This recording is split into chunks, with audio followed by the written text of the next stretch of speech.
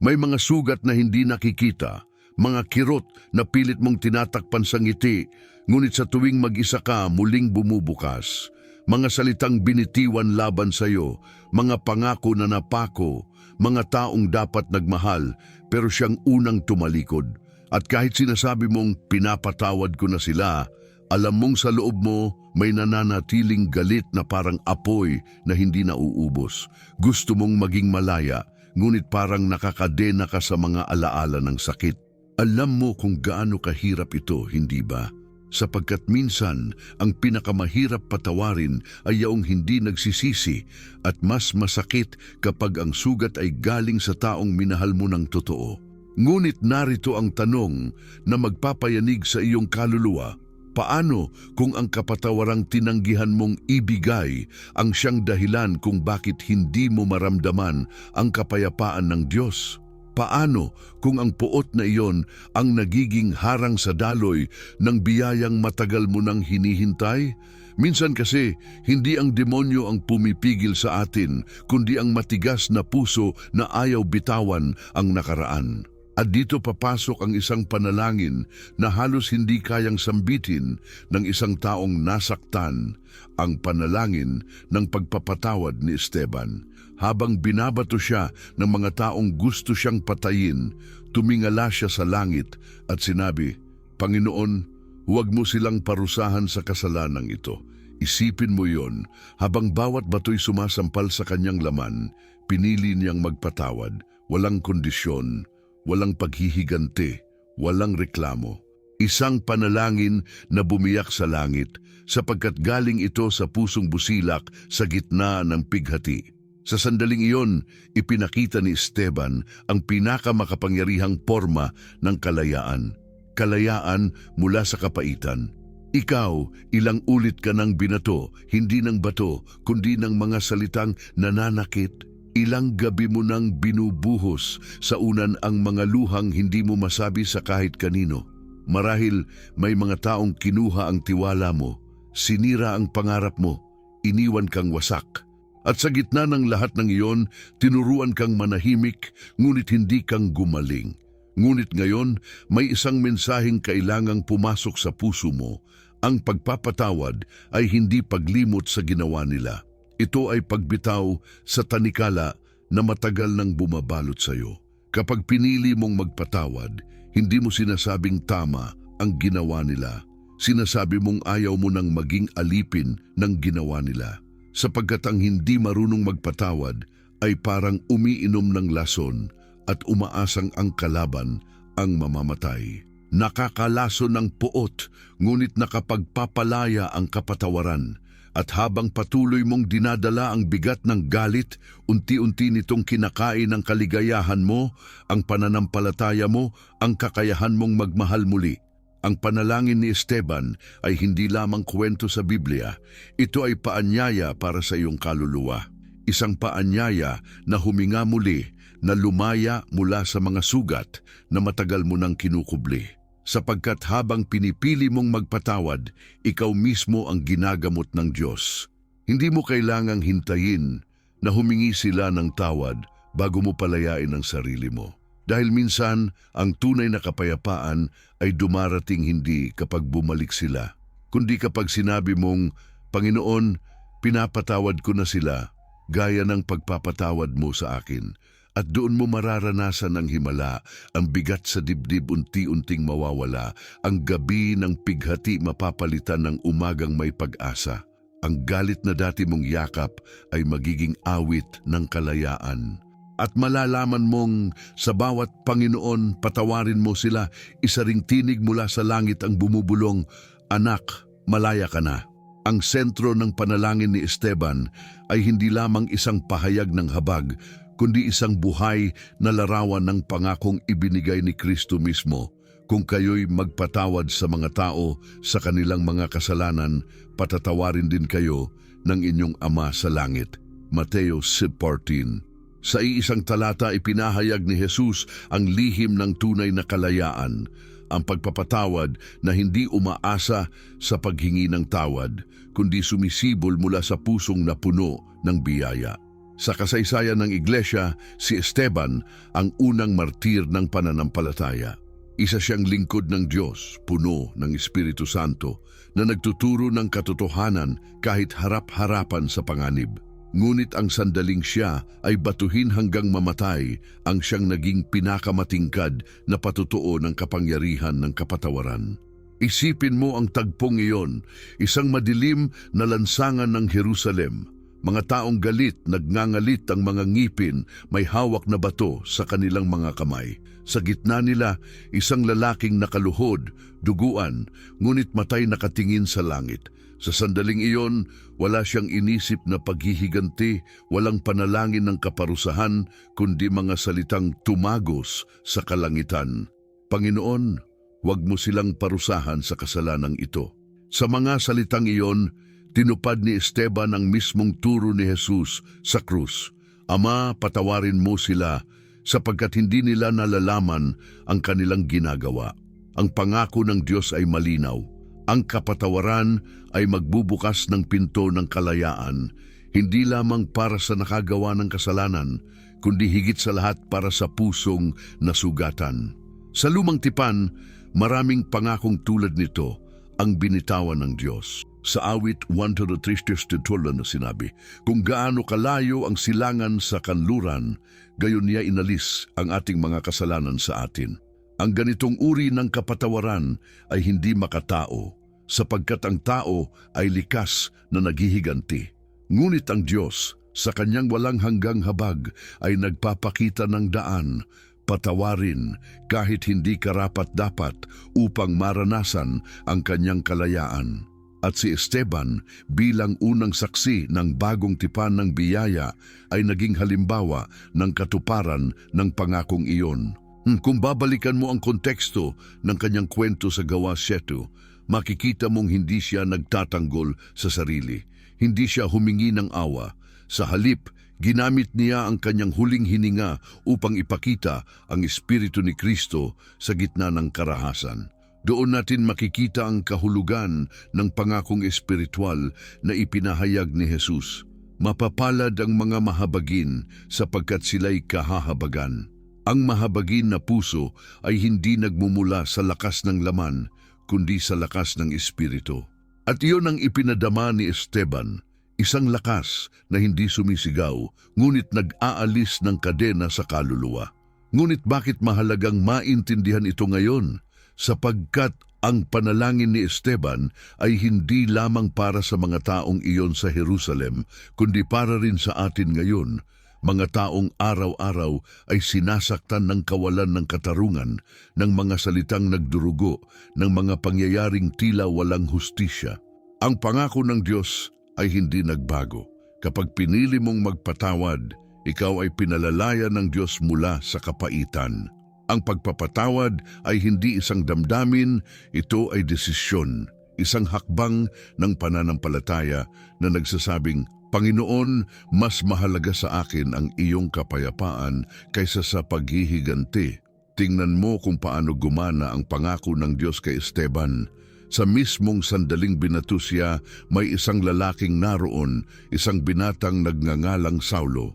Siya ang tagapagbantay ng mga damit ng mga pumatay kay Esteban. Ngunit makalipas ang ilang panahon, si Saulo ay nakatagpo ng liwanag sa Damasco at naging si Pablo ang apostol na magdadala ng ebanghelyo sa buong mundo. Kung iisipin mo, ang panalangin ni Esteban, ang pagpapatawad niya, ay naging binhi ng kaligtasan ni Pablo. Isang patunay na kapag pinili mong magpatawad, ang Diyos ay gumagawa ng himala sa mga paraang hindi mo inaasahan. Ang pangakong ito ay buhay pa rin ngayon.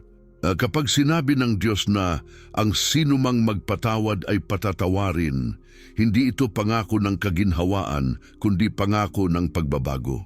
Ang puso mong sugatan ay magiging daluyan ng biyaya.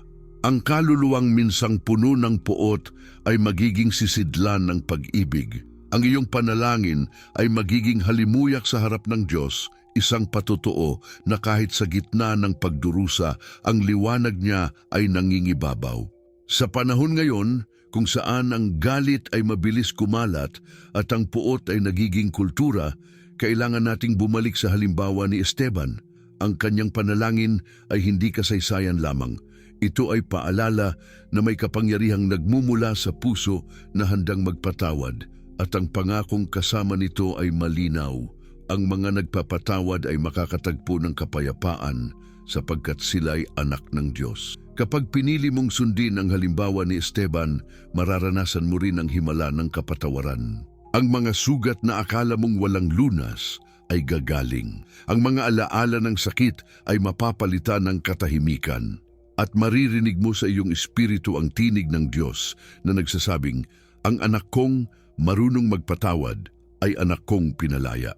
At doon mo mauunawaan, ang panalangin ni Esteban ay hindi lang panalangin ng isang lalaking namatay, kundi panalangin ng isang kaluluwang nakamit ang tunay na buhay. Sapagkat sa bawat pagpapatawad, may muling pagkabuhay. At kapag dinala mo ang pangakong iyon sa iyong puso, matutuklasan mo na ang kapayapaan ng langit ay kayang bumaba sa lupa, sa mismong buhay mo. Sa panahon ngayon, tila ba mas madali nang magalit kaysa magpatawad? Bawat araw, may balitang nagdadala ng sakit, mga digmaan, pagtataksil, kawalang katarungan, kasinungalingan at panlilinlang. Sa mga tahanan, may mga pusong nanlalamig dahil sa mga salitang hindi mabawi. Sa mga simbahan, may mga kapatid na hindi na nagkikibuan dahil sa hindi pagkakaunawaan. At sa mga puso ng marami, may galit na pilit itinatago sa ngiti. Ngunit sa ilalim ng lahat ng ito, may parehong uhaw. Uhaw sa kapayapaan, uhaw sa kalayaan mula sa puot.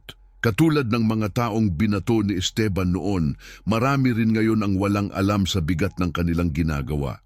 Ngunit ikaw, na nakarinig ng panalangin ni Esteban, ay tinatawag ng Diyos upang maging iba, upang piliin ang kapatawaran sa halip na paghihiganti. Kapag tinitingnan mo ang mundo ngayon, parang nawala na ang kabutihan. Mga pamilya nagkakawatak-watak dahil sa pera. Mga kaibigan nagiging kaaway dahil sa inggit. Mga anak nagtatampo sa magulang at mga magulang umiiyak sa mga anak. Ngunit kung babalikan mo ang turo ng Diyos, malinaw ang kanyang salita. Huwag kang magpatawad ng 7 ulit, kundi 77 ulit. Ibig sabihin, walang hangganan ang dapat ibigay na kapatawaran sapagkat ganoon din ang habag ng Diyos sa atin.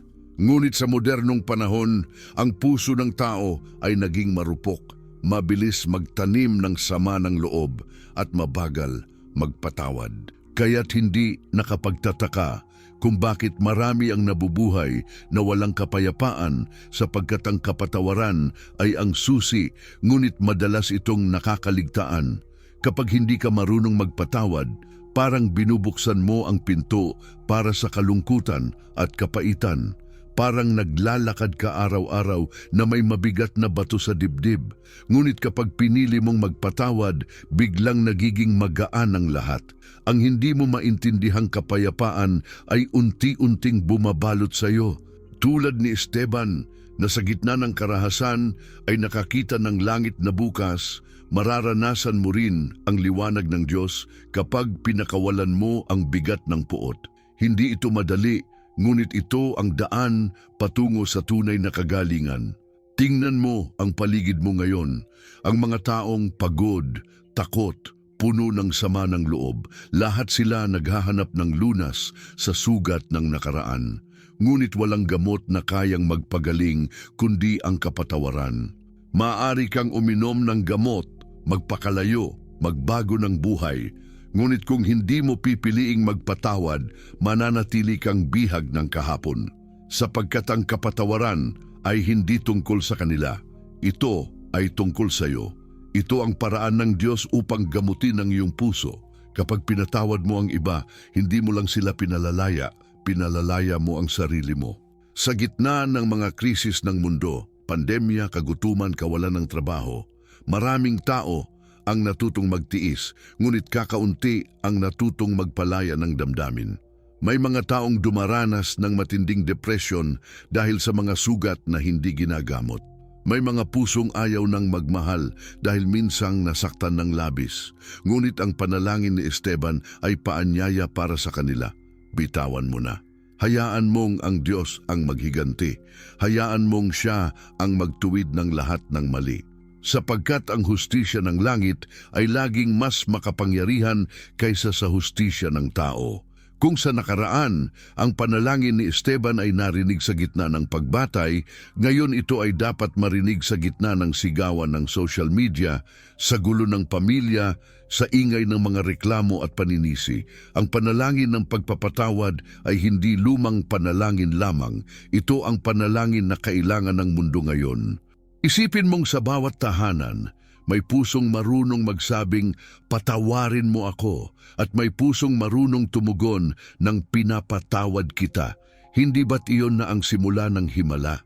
Kapag inihalin tulad natin ang panahon ni Esteban sa ating panahon ngayon, pareho ang kalaban, ang kasamaan, ang galit, ang kawalang pag-asa. Ngunit pareho rin ang panlaban, ang liwanag ng Espiritu ng Diyos na nagbibigay ng kapangyarihang magpatawad. Kapag pinili mong sundin ang halimbawa ni Esteban, magiging ilaw ka sa gitna ng dilim. Hindi mo kailangang maging sikat o makapangyarihan. Sapat na ang pusong handang magpatawad upang ang langit ay bumaba sa lupa sa pamamagitan mo. Isipin mo kung gaano karaming sugatan ang gagaling kung bawat isa ay marunong magpatawad. Isang anak na muling yayakap sa kanyang ama. Isang asawa na muling magtitiwala. Isang kaibigan na muling lalapit. Ganon gumagana ang pangako ng Diyos. Kapag pinili mong magpatawad, gumagalaw ang langit. Ang mga pader ng galit ay bumabagsak at ang mga tulay ng pag-ibig ay muling nabubuo. Kaya kung ikaw ngayon ay pagod, sugatan at hirap ng magtiwala, tandaan mo, hindi huli ang lahat. Ang panalangin ni Esteban ay paalala na kahit sa sandaling akala mo'y tapos na ang lahat, maaari pa ring magsimula muli. Ang kapatawaran ay hindi tanda ng kahinaan. Ito ay tanda ng lakas ng taong pinagaling na ng Diyos. At habang ang mundo ay patuloy na nagkakagulo, maging ikaw nawa ang sagot sa panalangin ng kapayapaan, sapagkat sa bawat pinapatawad ko, may langit na bumubukas, may pusong gumagaling, at may kaluluwang lumalaya.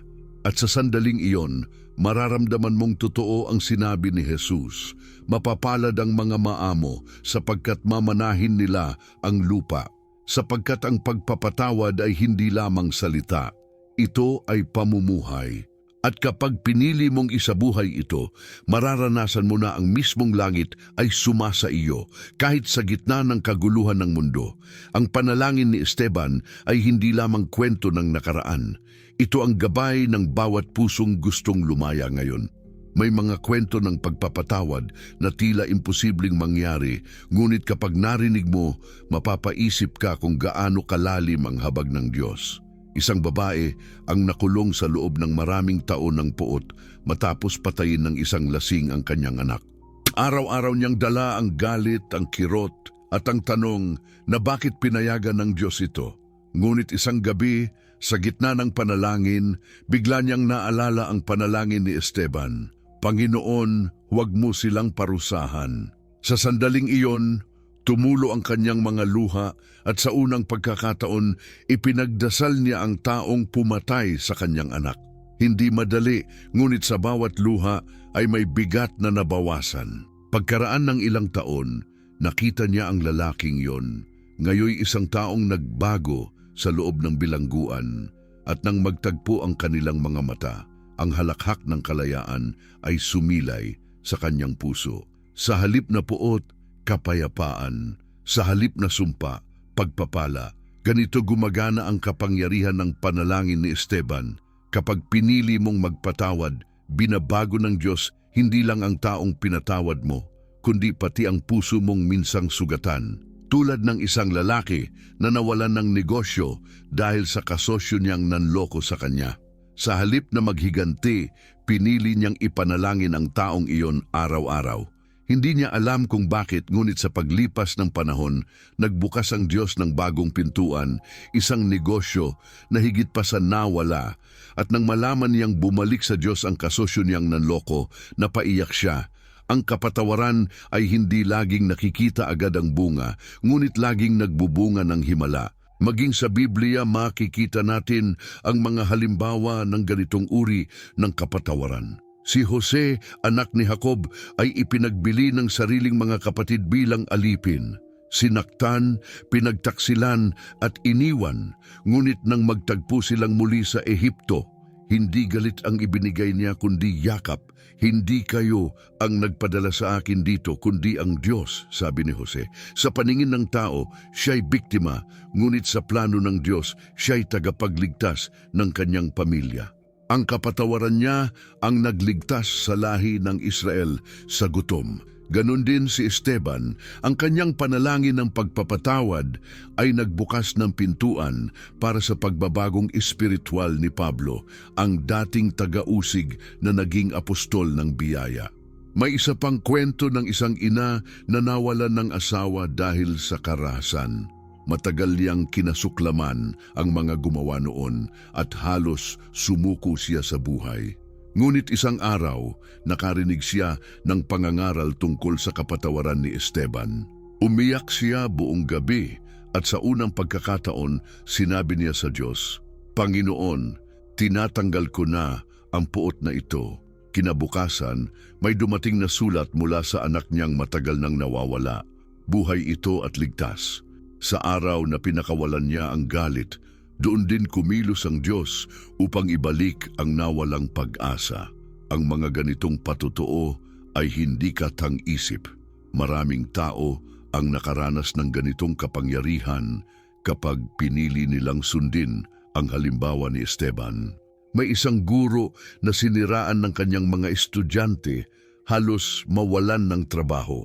Sa halip na magtanim ng sama ng loob, ipinanalangin niya ang mga batang iyon. Ilang taon ang lumipas, isa sa kanila ang bumalik, umiiyak, humihingi ng tawad, at nagsabing dahil sa kabaitan ng guro, natutunan niyang magtiwala muli sa Diyos. Ang kapatawaran ay parang binhi na kapag itinanim mo, kahit sa lupa ng sakit, tutubo sa anyo ng biyaya. At hindi lang ito totoo sa mga tao noon o sa mga piling banal. Kahit sa ordinaryong buhay ngayon, sa gitna ng kahirapan, may mga taong piniling magpatawad at nakaranas ng himala. Isang lalaki ang matagal na hindi mapatawad ang kanyang ama dahil sa pang-aabandona. Ngunit isang araw, habang nagbabasa ng gawa 7, napahinto siya sa panalangin ni Esteban. Doon niya naramdaman na kailangan niyang magpalaya. Tumawag siya sa kanyang ama na matagal na niyang hindi kinausap. Sa kabilang linya, isang tinig ng panghihinayang at pag-iyak. At sa sandaling iyon, pareho silang gumaling. Walang sermon, walang paliwanag, tanging patawarin mo ako at pinapatawad na kita. Ganon gumagalaw ang Espiritu ng Diyos, tahimik ngunit makapangyarihan. Kapag pinili mong sundin ang halimbawa ni Esteban, ang kapatawaran mo ay nagiging mensahe ng pag-asa para sa iba. Ang taong nakasakit sa iyo ay maaaring maging instrumento ng pagbabago sa sandaling mapatawad mo siya. At ikaw, na dati biktima, nagiging tagapagpahayag ng biyaya. Tulad ni Esteban na habang namamatay ay naghasik ng buhay sa puso ni Saulo, kaya mo ring maghasik ng bagong simula sa pamamagitan ng pagpapatawad. Hindi mo kailangang maging perpekto upang magpatawad. Kailangan mo lang ng pusong handang sumunod sa Diyos. Kapag ginawa mo ito, mararanasan mong gumagalaw ang langit sa paligid mo. Ang mga tao na dati mong kinamumuhian, magiging paraan ng iyong patutuo. Ang mga sugat na dati mong ikinahiya, magiging kwento ng kagalingan. Sa dulo, mauunawaan mong hindi mo kailanman natalo ang sarili mo sa pagpapatawad. Sa halip, ikaw ang tunay na nagwagi. At sa bawat patunay ng kapatawaran, makikita mo ang isang katotohanang hindi nabubura.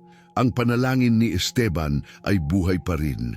Sa mga ina, sa mga ama, sa mga anak, sa mga sugatang kaluluwa na araw-araw lumalaban, umiikot ang parehong biyaya. Ang Diyos ay patuloy na bumubulong, kung kaya ni Esteban, kaya mo rin. Sapagkat ang kapatawaran ay hindi huminto sa libingan ni Esteban. Ito'y patuloy na umaagos hanggang sa iyong puso ngayon. Kapag pinili mong magpatawad, ikaw ay nagiging bahagi ng dakilang kwento ng langit, ang kwento ng Diyos na nagpapalaya sa mga puso sa pamamagitan ng pag-ibig na hindi nagsasawa. Ang panalangin ni Esteban ay hindi lamang isang kwento ng habag, kundi isang pinto papunta sa mas malalim na katotohanang propetiko ng Diyos. Sa bawat salitang Panginoon, huwag mo silang parusahan. May tinig ng langit na bumabalik sa simula ng plano ng kaligtasan, isang plano ng kapatawaran na sinimulan sa krus ni Kristo. Kapag si Esteban ay lumuhod sa gitna ng mga bato, ginampanan niya ang papel ng isang propetang ipinadala upang ipakita sa sangkatauhan na ang tunay na kapangyarihan ay hindi nasa paghihiganti kundi sa awa. Ang kanyang panalangin ay hindi lamang patotoo ng personal na kabanalan. Ito ay pagpapahayag ng kalooban ng Diyos para sa buong mundo na ang kapatawaran ang magpapalaya sa mga tao mula sa sumpa ng kasalanan at puot. Sa kabuuan ng Biblia, ang mensaheng ito ay paulit-ulit na ipinahayag ng mga propeta. Sa Isaiah 53, inilarawan ng Mesiyas bilang dinala ang ating mga kasalanan at ipinataw sa Kanya ang ating kaparusahan upang tayo'y magkaroon ng kapayapaan. Biyang parehong espiritu na nagpausal kay Jesus ng Ama, patawarin mo sila, ay siyang espiritong nagpausal kay Esteban ng parehong panalangin. Dito makikita ang propetikong koneksyon. Ang kapatawaran ay hindi aksidenteng birtud, kundi bahagi ng plano ng Diyos mula pa sa simula. Sa bawat henerasyon, tinatawag niya ang kanyang mga anak na maging salamin ng kanyang awa. Kung paanong si Esteban ay naging larawan ni Kristo sa gitna ng kamatayan, gayon din tayo tinatawag na maging larawan ng kanyang biyaya sa gitna ng kaguluhan ng mundo.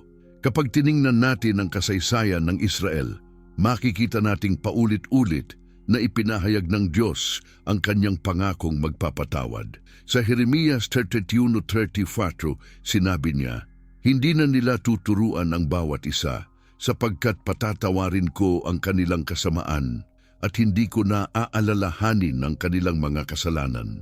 Ito ang propetikong ugat ng panalangin ni Esteban, ang pangako ng Diyos na isang araw sa pamamagitan ng dugo ng kordero, ang tao ay magiging ganap na malaya sa kasalanan. At nang ipahayag ni Esteban ang kapatawaran sa mga pumatay sa kanya, tinupad niya ang propesiyang iyon sa pinakamatinding paraan sa pamamagitan ng pag-ibig na hindi sumusuko kahit sa gitna ng kamatayan. Ngayon, kung titingnan mo ang ating panahon, maririnig mo pa rin ang parehong tinig ng mga propeta na nananawagan, magpatawad, sapagkat ang mundo ay nagiging malamig dahil sa puot. Sa mga digmaan sa pagitan ng mga bansa, sa pagkakawatak ng mga pamilya, sa mga puso na puno ng galit, naroon ang panawagan ng langit, bumalik kayo sa aking daan, sapagkat kung walang kapatawaran, walang tunay na kapayapaan. Ang mga propeta noon ay nagsalita ng kapayapaan na darating sa pamamagitan ng Mesyas. Ngayon, ikaw ang tinatawag ng Diyos upang maging tagapagdala ng kapayapaang iyon. Ang kapatawaran ay may dimensyong propetiko. Ito ay daan ng Diyos upang ipakita ang kanyang paghahari sa mga pusong handang sumuko. Kapag pinili mong magpatawad, ikaw ay nagiging kasangkapan ng katuparan ng kanyang mga salita. Isipin mo, kung walang kapatawaran ni Kristo, walang kaligtasan. Kung walang panalangin ni Esteban, walang Pablo na magiging tagapagdala ng Ebanghelyo. Ganoon din sa iyong buhay. Ang iyong pagpapatawad ay maaaring maging simula ng kaligtasan ng iba. Ang kilos mo ngayon ay maaaring maging sagot sa panalangin ng ibang kaluluwa bukas. Ang mga pangyayaring nakikita natin sa mundo, mga salot, kaguluhan, gutom, kawalan ng pag-asa, ay bahagi ng dakilang larawang propetiko na nagpapaalala sa atin ng pangangailangang bumalik sa Espiritu ng Diyos. At ang Espiritong iyon ay hindi galit, kundi habag. Sa Apokalipsis, makikita nating sa huling araw, tatawagin ng Diyos ang mga pinatawad at marurunong magpatawad bilang kanyang mga anak. Sila ang maghahari kasama ng kordero, sabi ng kasulatan. Ang mga pusong marunong magpatawad ay tinatakpan ng kapangyarihan ng langit, sapagkat sa kanila nabubuhay ang mismong kalikasan ng Diyos. Kapag iniisip mo ang mga pangako ng Diyos, hindi mo maaaring ihiwalay ang kapatawaran sa plano ng kaligtasan. Sa bawat propeta may mensaheng paulit-ulit, magsisi, magpatawad at bumalik sa Diyos. Si Isaias ay sumigaw sa disyerto. Si Jeremias ay umiyak sa mga guho ng Jerusalem. Si Daniel ay nanalangin para sa kapatawaran ng bayan. At si Esteban ay lumuhod upang ipakita na ang lahat ng ito ay natupad kay Kristo. Kaya't kapag pinili mong magpatawad, nakikibahagi ka sa iisang plano, ang plano ng Diyos na gawing bago ang sanlibutan sa pamamagitan ng pag-ibig. At sa bawat panahon ng kaguluhan, patuloy na binubuksan ng Diyos ang mga mata ng kanyang mga anak upang makita na ang kanyang propesiya ay buhay. Huwag mong gantihan ang masama ng masama, kundi daigin mo ang masama ng mabuti. Ito ay hindi lamang utos, kundi propetikong babala. Sapagkat darating ang panahon na ang mga pusong hindi marunong magpatawad ay lalong manlalamig, ngunit ang mga pinili ang daan ng habag ay magiging liwanag sa kadiliman. Sa lahat ng ito, malinaw ang mensahe ng langit. Ang panalangin ni Esteban ay hindi natapos sa kanyang kamatayan. Ito ay nananatiling propetikong paalala na sa bawat henerasyon may mga anak ng Diyos na tatawaging mamuhay sa parehong espiritu, ang espiritu ng kapatawaran na nagpapalaya, nagpapagaling at nagbubukas ng daan para sa paghahari ng Diyos sa puso ng tao. At kapag pinili mong sundin ang halimbawa ni Esteban, nagiging bahagi ka ng dakilang plano ng kalangitan, isang plano na nagsimula sa krus, dumaan sa mga propeta at patuloy na isinusulat sa buhay ng bawat isa na marunong magsabi, Panginoon, huwag mo silang parusahan. Sa sandaling iyon, maririnig mo ang tinig ng Diyos sa iyong kaluluwa, katulad ng sinabi niya kay Daniel at kay Isaias. Huwag kang matakot, sapagkat ako'y kasama mo. Sapagkat sa bawat pusong marunong magpatawad, naroroon ang presensiya ng Diyos. At sa bawat panalangin ng habag, naroroon ang kapangyarihang propetiko na magpapabago sa mundo. Marahil sa puntong ito may tanong na sumisibol sa puso mo. Kung totoo ang kapangyarihan ng pagpapatawad, bakit tila walang pagbabago? Bakit kahit ilang ulit na akong nagpatawad, masakit pa rin? Iyan ang kirot na hindi agad nawawala. Ang tanong na matagal nang bumabagabag sa maraming mananampalataya. Katulad mo, marami rin ang humaharap sa parehong labanan, ang pagitan ng paniniwala sa pangako ng Diyos at ang realidad ng sakit na tila walang katapusan. Totoo, mahirap magpatawad kapag paulit-ulit kang sinasaktan. Totoo rin, nakakapagod maghintay ng hustisya kapag tila tahimik ang langit. Ngunit dito pumapasok ang lihim ng pananampalataya. Ang pananampalatayang handang magtiwala kahit walang paliwanag at magpatawad kahit walang kapalit. Ang mga tanong na bakit parang hindi kumikilos ang Diyos ay hindi bago. Si Job ay umiyak, si Jeremias ay nagreklamo, si Habakuk ay sumigaw. Hanggang kailan, Panginoon? Kahit ang mga pinakamatapat na lingkod ng Diyos ay nakaramdam ng pagdududa. Ngunit sa bawat kwento, may isang mensaheng paulit-ulit. Hindi kailanman tumigil ang Diyos sa kanyang mga pangako. Minsan, ang katahimikan niya ay hindi tanda ng kawalang pakialam, kundi pagsubok ng lalim ng iyong pagtitiwala. Kapag tahimik ang Diyos, kadalasan ay nagtuturo siya. At sa panahong tila walang sagot, tinuturuan kanyang patawarin, hindi dahil sa nararamdaman mo, kundi dahil sa sino siya. Isipin mo si Abraham. Ipinangako sa kanya ng Diyos ang isang anak, ngunit ilang dekada siyang naghintay bago ito natupad. Si Jose, bago naging pinuno ng Ehipto, ay nakulong at pinagtaksilan. Ang bayan ng Israel ay naglakbay sa disyerto ng 40 taon bago makarating sa lupang pangako. Lahat sila'y may panahon ng paghihintay, ng pagkalito ng tanong na nasaan ka, Panginoon. Ngunit sa dulo ng bawat kwento, ang Diyos ay tapat. Ganon din sa iyo. Maaring ngayon, ang sugat ay sariwa pa, ang luha ay hindi pa natutuyo, ngunit huwag mong isipin na nakalimutan ka ng Diyos. Ang kanyang katahimikan ay paghahanda para sa kagalingan. Kapag sinabing magpatawad, hindi ibig sabihin ay biglang mawawala ang sakit. Ang pagpapatawad ay hindi pindutan ng emosyon, ito ay proseso ng kaluluwa. Minsan kailangan mong ulitin araw-araw, Panginoon, pinapatawad ko siya, kahit hindi mo pa nararamdaman, kahit nananatili pa ang kirot. Sapagkat sa bawat pagbigkas, unti-unting pinapalambot ng Diyos ang puso mo. Ang kapatawaran ay hindi laging isang beses na desisyon, ito ay paglalakbay. At sa bawat hakbang naroroon ng Diyos, dahan-dahang tinatanggal ang lason ng puot na matagal nang kumapit sa loob mo. Ngunit may mga sandaling parang sumisigaw ang tanong, Panginoon, hanggang kailan? Hanggang kailan mo kailangang patawarin ang taong ayaw magbago? Hanggang kailan mo kailangang umunawa sa mga hindi marunong umunawa?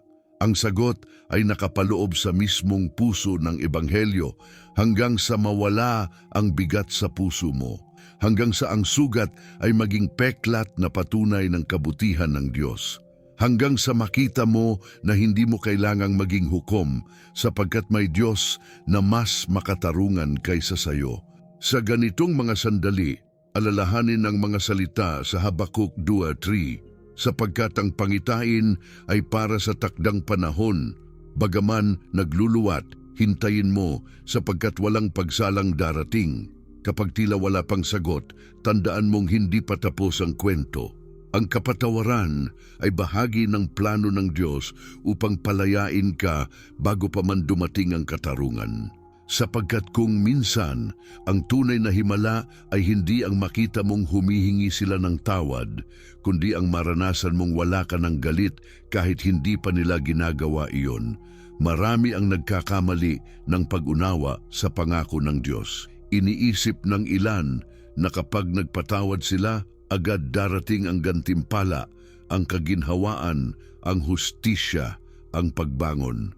Ngunit sa Biblia, ang mga pangako ng Diyos ay laging dumadaan sa proseso.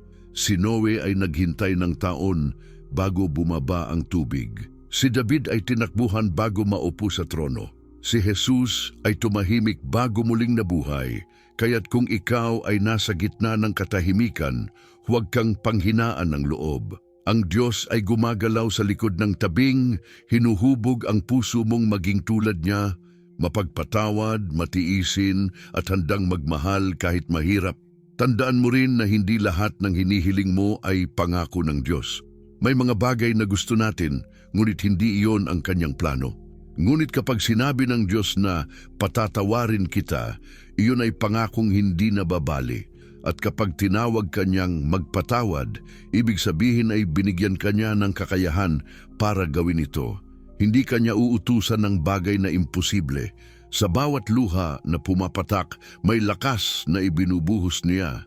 Sa bawat pagsuko, may kagalingang inilalapit niya. Kaya't huwag mong ikahiya ang iyong mga tanong. Ang Diyos ay hindi nasisindak sa iyong pagdududa. Ang kanyang mga kamay ay bukas pa rin kahit sa mga pusong nanghihina. Ang kapatawaran ay hindi nangangahulugang wala ka ng sakit, kundi kaya mong magmahal sa kabila ng sakit.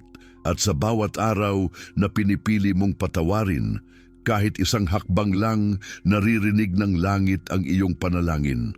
Kapag nararamdaman mong tila walang pagbabago, alalahanin ang larawan ni Esteban. Binato siya hanggang sa mamatay, ngunit sa sandaling iyon, nakita niya ang langit na bukas. Ibig sabihin, sa gitna ng pinakamasakit na sandali, doon madalas nagpapakita ang kaluwalhatian ng Diyos. Marahil ngayon, hindi mo pa nakikita ang bunga ng iyong pagpapatawad, ngunit darating ang araw na maiintindihan mo. Ang panalangin mong, Panginoon, patawarin mo sila, ay hindi nawala sa hangin. Ito ay umakyat sa langit at doon binibilang ng Diyos bilang ginto. Kaya kapag muli kang dinalaw ng sakit ng nakaraan, huwag mong hayaang muling maghari ang galit. Sa halip, ipaalala mo sa sarili mo ang katotohanan. Ako ay pinatawad ng Diyos, kaya kaya ko ring magpatawad. Sapagkat sa dulo ng lahat ng ito, hindi mo kailangang maunawaan ang lahat. Ang kailangan mo lang ay magtiwala na ang kanyang mga pangako ay tapat at sa kanyang oras, ang bawat sugat ay gagaling, ang bawat kirot ay mapapalitan ng kapayapaan at ang bawat luha ay magiging patunay ng kanyang kabutihan. Ngayon na nauunawaan mo ang lalim ng panalangin ni Esteban at ang kapangyarihan ng pagpapatawad, panahon na para isabuhay mo ito. Sapagkat walang saysay ang kaalamang hindi nagiging kilos at walang saysay ang pananampalatayang walang gawa. Ang kapatawaran ay hindi lamang salita na binibigkas. Ito ay disiplina ng puso na kailangang paulit-ulit mong isabuhay hanggang sa maging likas sa'yo. At ang unang hakbang ay ito, tanggapin mo na ang pagpapatawad ay hindi tungkol sa kung karapat-dapat sila, kundi tungkol sa kung gaano kalaki ang biyayang tinanggap mo mula sa Diyos. Kapag inalala mong ikaw mismo ay pinatawad ng Panginoon sa mga pagkakamaling hindi mo kayang bayaran, doon magsisimula ang lakas mong magpatawad. Unang hakbang, isulat mo ang pangalan ng mga taong nakasakit sa iyo. Huwag kang matakot ilista kahit masakit. Ilagay sa papel ang lahat ng galit na pilit mong itinatago. Pagkatapos, sa tabi ng bawat pangalan, isulat mo ang salitang pinapatawad ko, hindi dahil madali, kundi dahil gusto mong lumaya. Habang ginagawa mo ito, mararamdaman mong may laban sa loob mo. Ang laman ay ayaw, ngunit ang espiritu ay nag-uutos. Sa sandaling matapos mo, ipikit mo ang iyong mga mata at sabihin sa Diyos, Panginoon, ibinibigay ko sa iyo ang lahat ng ito. Hindi ko kayang magpatawad sa sarili kong lakas, ngunit sa iyo, kaya ko. Iyon ang unang hakbang ng tunay na kalayaan. Ikalawang hakbang, simulang ipanalangin araw-araw ang mga taong iyon. Oo, kahit masakit, kahit ayaw mo, kahit hindi mo pa nararamdaman ang pagbabago. Sapagkat sa bawat panalangin, unti-unting nababasag ang mga pader ng poot. Maaaring sa una, puro luha lang ang mailabas mo, ngunit tandaan mo, sa harap ng Diyos, kahit ang luha ay wika ng kapatawaran, sabihin mo sa Kanya, Panginoon, hindi ko sila nauunawaan, pero nauunawaan mo ako. Tulungan mo akong palayain ang puso ko. Sa bawat araw na ipagdarasal mo sila, mapapansin mong nag-iiba ang timpla ng iyong kaluluwa. Ang bigat ay gumagaan, ang sugat ay nagsisimulang maghilom. Ikatlong hakbang, basahin at ipahayag ang salita ng Diyos tungkol sa kapatawaran. Araw-araw, buksan mo ang iyong Biblia at ipahayag ang kanyang mga pangako. Sabihin mo, ang Panginoon ay mahabagin at mapagpatawad, hindi siya madaling magalit. Awit 103:8. Ulitin mo ito hanggang sa manampalataya ang iyong espiritu. Sapagkat ang pananampalataya ay hindi galing sa emosyon, kundi sa pakikinig ng salita ng Diyos. Ang bawat talata ay parang langis na ipinapahid sa sugat mo. Unti-unting pinapagaling, unti-unting binabalik ang lakas ng iyong puso. Ikaapat na hakbang, palitan ang mga alaala ng sakit ng mga gawa ng kabutihan. Kapag naalala mo ang ginawa nila sa halip na magalit, ipanalangin mo ang kanilang kabutihan. Kapag nakikita mo silang pinagpapala, huwag ka nang mainggit o magtampo. Sa halip, magpasalamat ka dahil ang Diyos ay Diyos ng hustisya at kabutihan. Kapag dumating ang tukso na maghiganti o magsalita ng masama, huminga ka ng malalim at sabihin, hindi na ako alipin ng galit. Ako ay anak ng Diyos at pinili kong magpatawad. Ang ganitong disiplina ay hindi madali, ngunit ito ang maghuhubog sa iyong kaluluwa upang maging tulad ni Kristo. Ikalimang hakbang, magpasalamat. Oo, magpasalamat kahit sa mga taong nakasakit sa iyo, sapagkat sa pamamagitan nila, natutunan mong lumapit sa Diyos. Sa kanilang mga pagkakamali, natutunan mong umasa lamang sa Kanya. Kapag natutunan mong magpasalamat sa gitna ng sakit, Doon mo mararanasan ang tunay na kalayaan. Hindi mo na kailangang maghintay ng hustisya upang sumaya, sapagkat ang kapayapaan ay hindi na nakabatay sa tao, kundi sa Diyos na nananahan sa iyo. Ika-6 na hakbang, itaguyod ang kapatawaran sa iyong araw-araw na pamumuhay. Kapag may bagong taong nakasakit sa iyo, huwag mong hayaang maipon muli ang puot. Kaagad mong ialay sa Diyos ang sakit at sabihin, Panginoon, tinatanggap ko ang leksyong ito. Tulungan mo akong magpatawad tulad ng ginawa mo noon. Sa ganitong paraan, hindi na muling makakulong ang puso mo. Ang kapatawaran ay magiging lifestyle, hindi na lamang reaksyon. Sa paglalakbay na ito, alalahanin mong hindi mo kailangang maging perpekto bago magsimulang magpatawad. Kailangan mo lang maging tapat sa Diyos. Sabihin mo sa Kanya araw-araw, Panginoon, ituro mo sa akin ang daan ng kapayapaan, at makikita mong unti-unting binabago niya ang iyong mga paningin mula sa paghihiganti tungo sa habag, mula sa sakit tungo sa kagalingan, mula sa galit tungo sa pag-ibig. Kung gusto mong maranasan ang himalang naranasan ni Esteban, gawin mo ang mga hakbang na ito ng buong puso. Bago ka matulog, ilapit mo sa Diyos ang bawat alaala ng nakaraan. Sabihin mo, Panginoon, inilalagay ko sa mga kamay mo ang lahat ng ito. Patawarin mo sila at tulungan mo akong tuluyang lumaya. Gumising kinabukasan na may bagong pag-asa, sapagkat bawat umaga ay pagkakataong muling magmahal, muling magsimula, muling magpatawad. Sa huli, alalahanin mong ang pagpapatawad ay hindi simpleng aksyon. Ito ay pakikilahok sa himala ng Diyos. Kapag pinili mong magpatawad, tinatanggap mo ang kalayaan na hindi kayang ibigay ng mundo. Ang kapatawaran ay kapangyarihan. Kapangyarihang magpagaling ng sarili, kapangyarihang magligtas ng iba, at kapangyarihang baguhin ang direksyon ng iyong buhay. Kaya ngayon, sa mismong sandaling ito, gawin mo itong panata, hindi ko nahahayaang ang galit ang mamuno sa puso ko. Pinipili kong magpatawad sapagkat ako ay pinatawad ng Diyos. Ipagdasal mo ito araw-araw hanggang maging totoo sa iyo, sapagkat ang bawat hakbang ng kapatawaran ay hakbang papalapit sa langit. At kapag dumating ang araw na maramdaman mong wala ka ng bigat, malalaman mong nakamit mo na ang isa sa pinakadakilang himala ng buhay, ang kalayaang ibinibigay lamang ng Diyos sa mga pusong marunong magpatawad. Ngayon ay oras na upang hindi lamang pakinggan ang mensahe, kundi isabuhay ito. Panahon na upang kumilos, upang ilapit sa Diyos ang lahat ng sugat at sakit na matagal mo nang pasan. Hindi aksidente na narinig mo ang panalangin ni Esteban ngayon. Ito ay paanyaya mula sa langit para sa iyo. Ang Diyos ay humihiling sa iyo ng isang hakbang. Isuko mo ang bigat, bitawan mo ang galit, at hayaang ang kapatawaran ang maging daan mo tungo sa kalayaan. Sapagkat ang mga salitang narinig mo ay hindi lamang para sa isipan. Ito ay para sa puso mong matagal nang naghahanap ng pahinga. Isipin mo ngayon ang mga taong nakasakit sa iyo, ang mga pangalan na ayaw mong banggitin, ang mga alaala na ayaw mong balikan. Dalhin mo silang lahat sa harap ng Diyos. Isara mo ang iyong mga mata at hayaang marinig ng iyong kaluluwa ang tinig ng Espiritu Santo na nagsasabing, Anak, oras na para lumaya. Huminga ka ng malalim.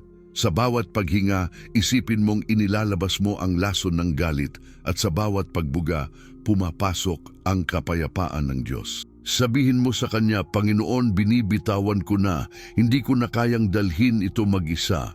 Ngayon, sa katahimikan ng iyong puso, ulitin mo sa Kanya ang panalangin ni Esteban, Panginoon, huwag mo silang parusahan. Hayaan mong ang mga salitang ito ay maging ilaw sa dilim ng iyong isip, at bawat pagbigkas ay maging pagputol ng tanikala na matagal ka nang gumagapos. Kung kaya ni Esteban, kaya mo rin, sapagkat ang parehong espiritu na nasa kanya ay nasa iyo rin ngayon. Ang kapatawaran ay hindi gawa ng laman, ito ay bunga ng espiritu. Kaya't huwag mong hintayin ang tamang pakiramdam, kumilos sa pananampalataya at ang emosyon ay susunod. Sa sandaling ito, maraming puso sa buong mundo ang sabay-sabay na nakikinig, nananalangin at lumalapit sa Diyos. Hindi ka nag-iisa. May libo-libong kaluluwang tulad mo ang naghahangad ng kalayaan.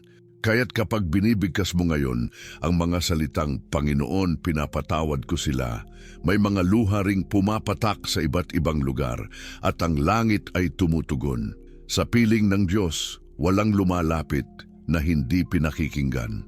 Ngayon, ilapit mo rin sa Diyos ang mga lugar ng iyong buhay na gustong mong pagalingin, mga sugat ng pagkabigo, mga alaala ng pagtataksil, mga taong hindi mo na kaya pang lapitan. Sabihin mo sa Kanya, Panginoon, ito ang aking puso. Linisin mo ito. Palitan mo ang galit ng pag-ibig at ang sakit ng kapayapaan. Habang binabanggit mo ito, isipin mong inilalagay mo sa paanan ni Kristo ang lahat ng iyong dalahin. At makikita mong ang bigat na dati mong pasan ay unti-unting nawawala. Ngayon ay oras na rin upang manalangin para sa mga taong nakasakit sa iyo. Oo, ipanalangin mo sila. Sabihin mo, Panginoon, pagpalain mo sila, baguhin mo sila, tulad ng pagbabago mong ginagawa sa akin. Ang panalangin ng pagpapala para sa kaaway ay isa sa pinakamataas na antas ng pagsunod sa Diyos. At kapag ginawa mo ito, mararamdaman mong ang Espiritu Santo ay kumikilos sa iyo. Binubuksan ang iyong puso, pinapalitan ng pait ng kabutihan, ang galit ng liwanag. Ngayon, kung may bagay kang matagal ng kinikimkim, isang kasalanan, isang lihim, isang hiya, ito na ang sandali upang isuko mo rin iyon. Sabihin mo, Panginoon, patawarin mo ako tulad ng pagpapatawad mo sa kanila. Sapagkat hindi ka pwedeng magpatawad nang hindi mo muna tinatanggap ang sariling kapatawaran ng Diyos. Kapag pinatawad mo ang sarili mo, saka mo mararanasan ang ganap na kalayaan.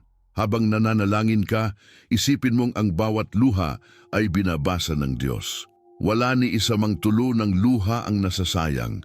Ang bawat paghinga ng pagsuko ay tinatanggap niya bilang pagsamba.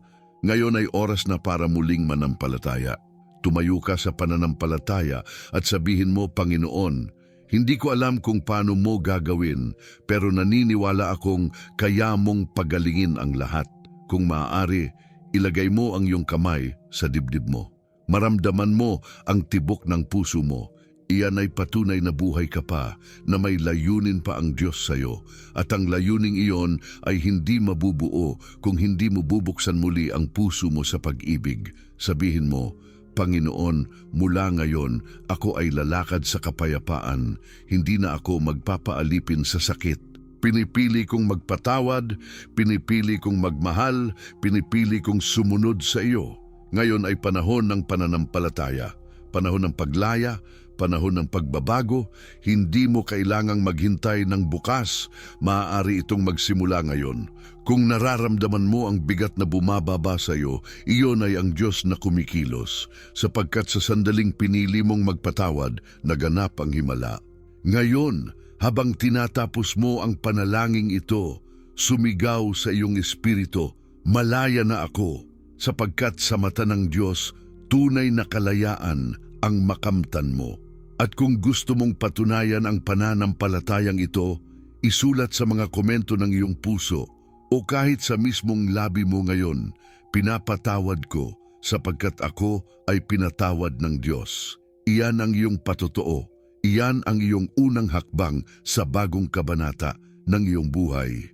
At sa huling sandaling ito ng pagninilay, tandaan mo, ang panalangin ni Esteban ay hindi lang kwento. Ito ay utos, ito ay paanyaya, ito ay buhay. At kung tutugon ka ngayon, maririnig mo sa langit ang tinig ng Diyos na nagsasabing, Anak, magaling ka na, malaya ka na, magsimula kang muli. Isara mo ngayon ang iyong mga mata, ilagay mo ang iyong kamay sa iyong dibdib at huminga ng malalim. Ito ang sandali ng pakikipagtagpo mo sa Diyos, ang sandali ng panalangin na hindi lamang naririnig sa labi, kundi tumatagos hanggang sa kaluluwa. Sabihin mo sa Kanya, Panginoon, narito ako. Dumating ako sa iyong harapan, dala ang lahat ng bigat, ang lahat ng sakit, at ang lahat ng hindi ko kayang bitawan. Ngunit ngayon, sa iyong pangalan, pinipili kong lumaya. O Diyos na dakila at tapat, salamat sa iyong salita na nagbigay liwanag sa gitna ng aming dilim.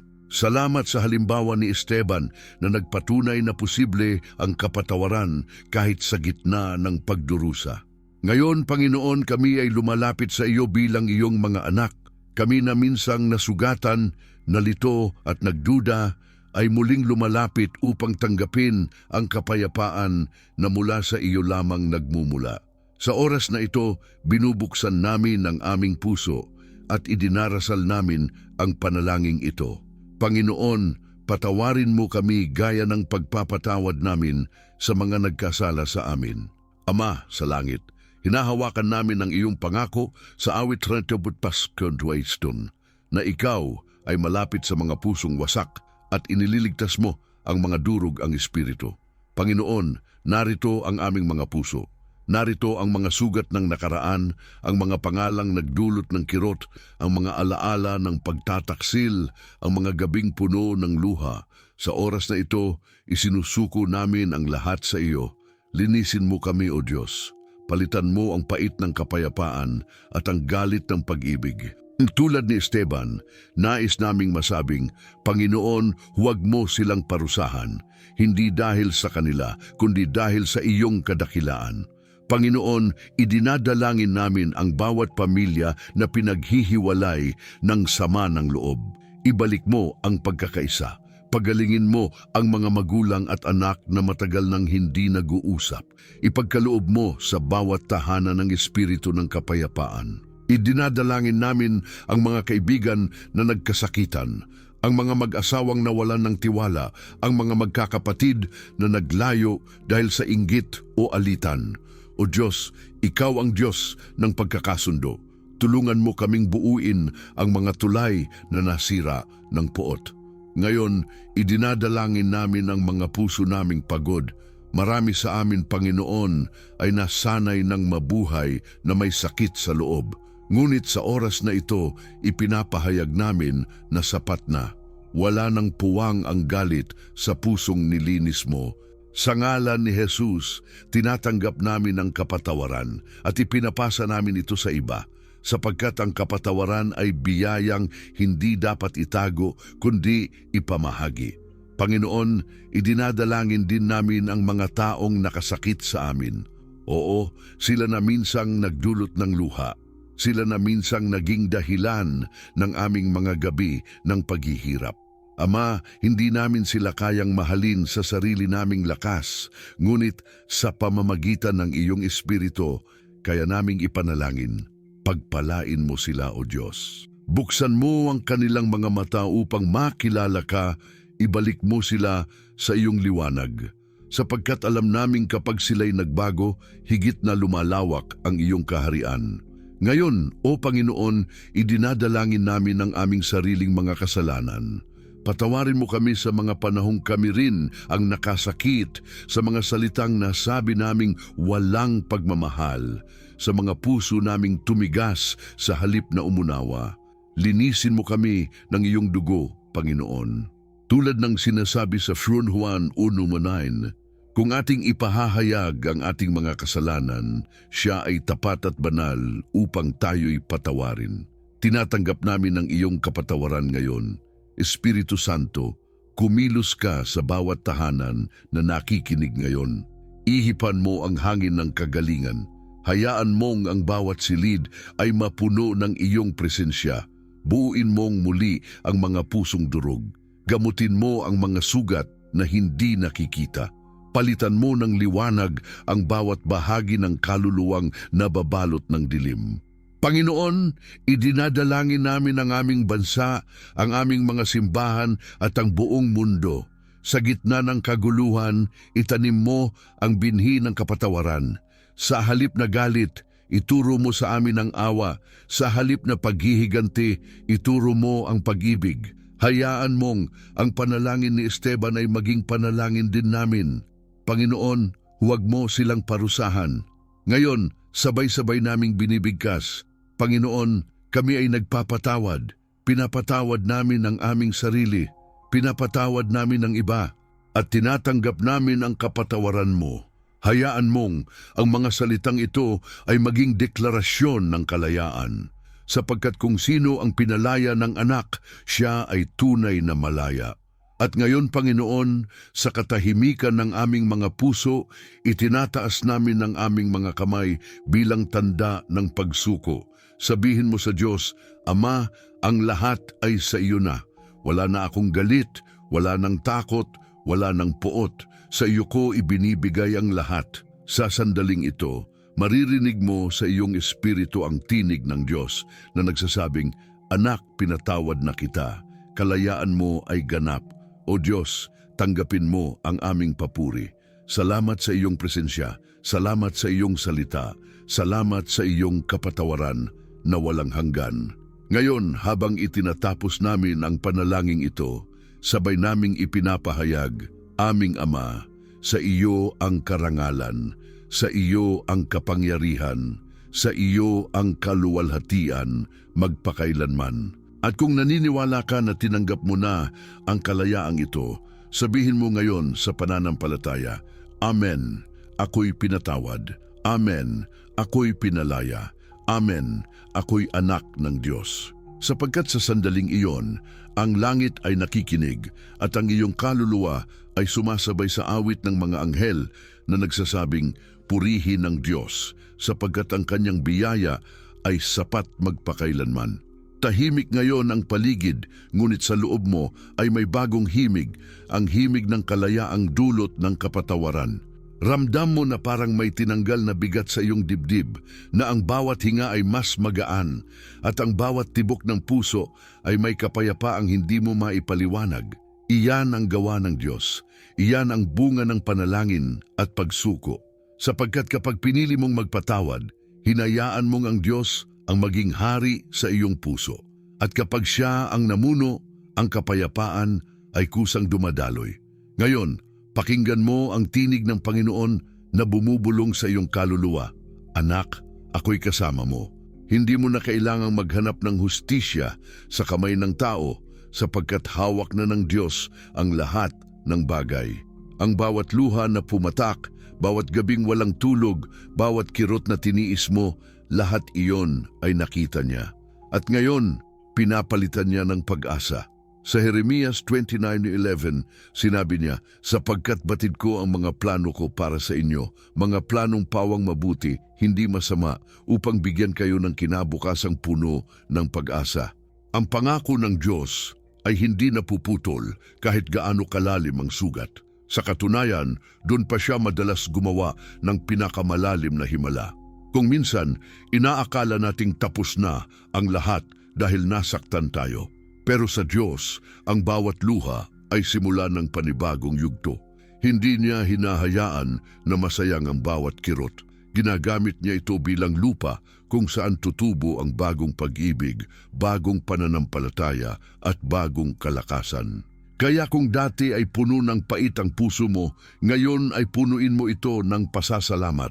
Sabihin mo, Panginoon, salamat dahil kahit masakit, tinuruan mo akong magpatawad. Ang ganitong puso ay kayamanan sa kaharian ng langit. At habang nagpapatuloy ka sa paglalakbay na ito, tandaan mo, ang Diyos ay hindi lumalayo sa mga pusong sugatan. Sa Isaiah 41:10 sinabi niya, Huwag kang matakot sapagkat ako'y kasama mo. Huwag kang manghina sapagkat ako ang iyong Diyos. Palalakasin kita at tutulungan kita. Iyan ang pangako mo ngayon.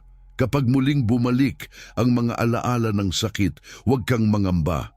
Hindi iyon para muling masaktan ka, kundi upang ipaalala sa iyo kung gaano kalayo ka na sa biyaya ng Diyos.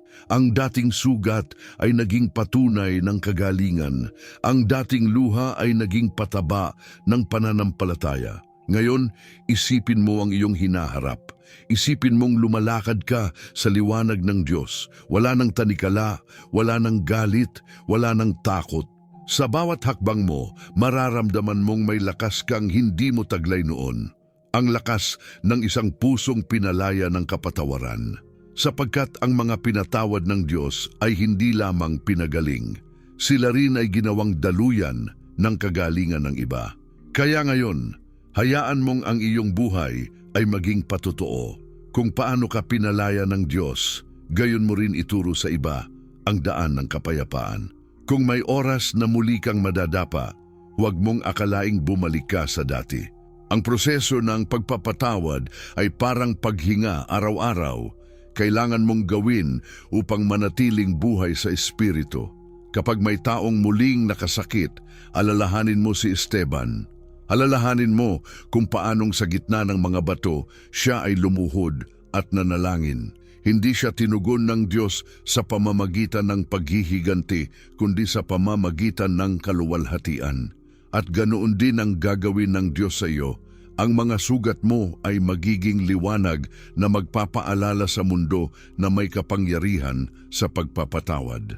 Ngayon, hayaang pumasok sa iyong isip ang mga salita mula sa 2 Korinto 1:20, sapagkat ang lahat ng pangako ng Diyos ay natutupad kay Kristo. Ang ibig sabihin, walang salita ng Diyos ang babalik na walang katuparan. Ang kanyang pangako ng kapayapaan ay para sa iyo. Ang kanyang pangako ng kalayaan ay para sa iyo. Ang kanyang pangako ng bagong simula ay para sa iyo. Kaya't sa bawat araw na lilipas, huwag mong kalimutan ng mga salitang ito. Ako ay pinatawad, kaya kaya kong magpatawad. Ang kapatawaran ay hindi wakas. Ito ay simula. Simula ng bagong pagkatao, bagong pananampalataya, bagong pag-asa. Ang sakit na minsang bumihag sa iyo ay ginamit ng Diyos upang ihanda ka sa mas mataas na layunin. At habang tinatanggap mo ang kanyang kapayapaan, hayaang maging musika sa iyong puso ang kanyang mga pangako. Ang Diyos ay hindi nagkakamali. Ang kanyang oras ay laging tama. Ang kanyang kamay ay laging gumagalaw kahit hindi mo nakikita. Kaya ngayon, ngumiti ka, sapagkat ang liwanag ng langit ay sumisikat muli sa iyong buhay. Hindi mo kailangang takasan ang nakaraan sapagkat ito ay bahagi ng kwento kung paano ka pinagaling ng Diyos. Ang bawat sugat na minsang nagdulot ng luha ay magiging marka ng biyaya na magpapaalala sa iyo na totoo ang Diyos, na tapat ang kanyang pag-ibig at na walang sakit na hindi niya kayang gawing daan patungo sa kalayaan. Kapayapaan sa iyong puso ngayon. Iyan ang mensahe ng Diyos para sa iyo. Maging payapa ka dahil ang laban ay tapos na. Ang Diyos ang nagwagi.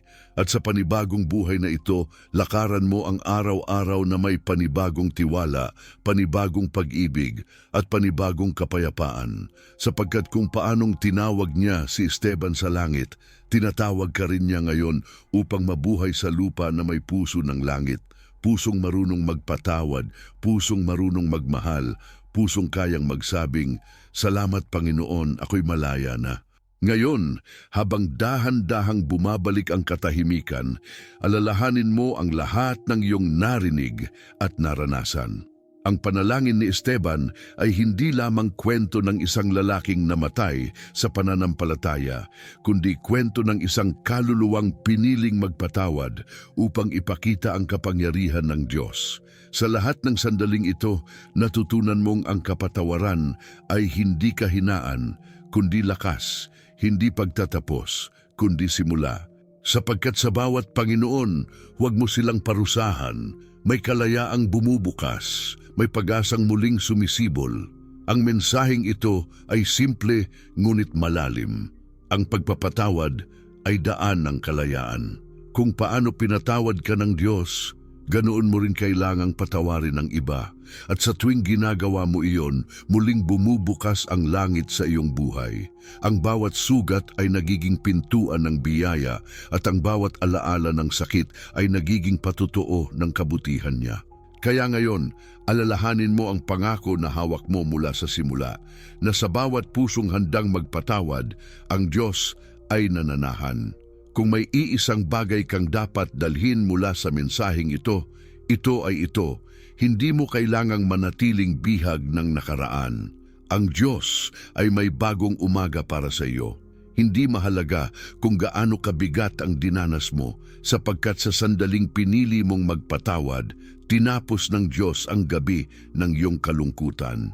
Sa awit 36 sinasabi, sa gabi tumatahan ang pagluha, ngunit sa umaga ay dumarating ang kagalakan, at ang umagang iyon ay dumating na sa puso mong natutong magpalaya.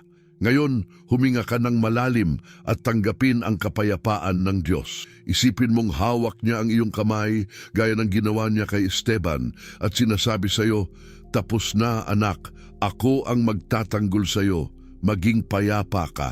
Hindi mo na kailangang lumingon ng may pait sapagkat sa bawat hakbang mo mula rito, kasama mo ang Diyos. Kaya bago mo isara ang video na ito, nais kong ipaalala sa iyo, ang mensaheng ito ay hindi para itago. Ibahagi mo ito.